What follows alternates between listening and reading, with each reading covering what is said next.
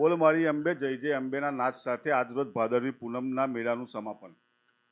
કરોડો શ્રદ્ધાળુઓના આસ્થાના પરમ કેન્દ્ર બિંદુ સમાન ગુજરાતનું યાત્રાધામ અંબાજી, જ્યાં ભાદરવા માસમાં ભાદરવી પૂનમનો મેળો યોજાતો હોય છે.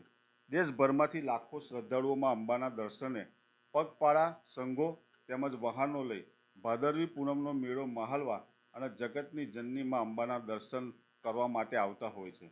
દેશના 51 શક્તિપીઠોમાં જેનું સૌથી અગત્યનું સ્થાન છે તે શક્તિપીઠ એટલે અંબાજી. વિશ્વની સૌથી પ્રાચીન ગિરિમાળાઓમાં બિરાજમાન માં શક્તિના શક્તિપીઠમાં માનું હૃદય વસે છે, જેના કારણે દર વર્ષે લાખો ભક્તો માં અંબાના દર્શનાર્થે આવતા હોય છે, જેમાં ભાદરવી પૂનમનો વિશેષ મહિમા છે.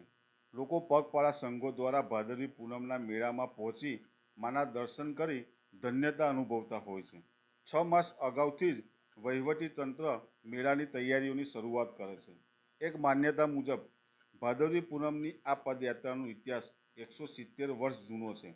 પાટણના સિરોહીના કુંવર ભીમસિંહને 55 વર્ષ થયા હોવા છતાં પણ સંતાનની ખોટ હતી, જેથી રાજમાતાએ એક દિવસ રામસિંહ રાયકાજી નામના ભુવા પાસેથી માં આ બાબતે સલાહ માંગી. ત્યારે ખબર પડી કે તેમની કુળદેવી અંબાજી છે. જે બાદ માતાજીની માનતા રાખતા ભીમસિંહ બાપુને ત્યાં દીકરાનો જન્મ થયો હતો. ત્યારબાદ ભાદરવી સુદ 10ના રોજ એક સંઘ રૂપે અંબાજી જવા નીકળ્યા હતા. ત્યારથી પગપાળા સંઘોની શરૂઆત થઈ છે, જે આજે પણ અવિરત જોવા મળી રહી છે. દેશભરમાંથી 1700 જેટલા પગપાળા સંઘો માં અંબાના દર્શનાર્થે ભાદરવી પૂનમના મેળામાં આવતા હોય છે.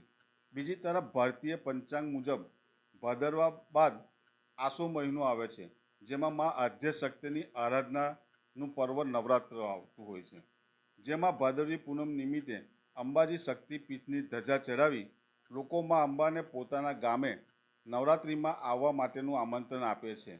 આજ રોજ પૂનમના દિવસે આ મેળાનું સમાપન થયું છે, જેમાં લાખો શ્રદ્ધાળુઓ દેશભરમાંથી માં અંબાના દર્શનાર્થ કરી કૃતાર્થ થયા છે.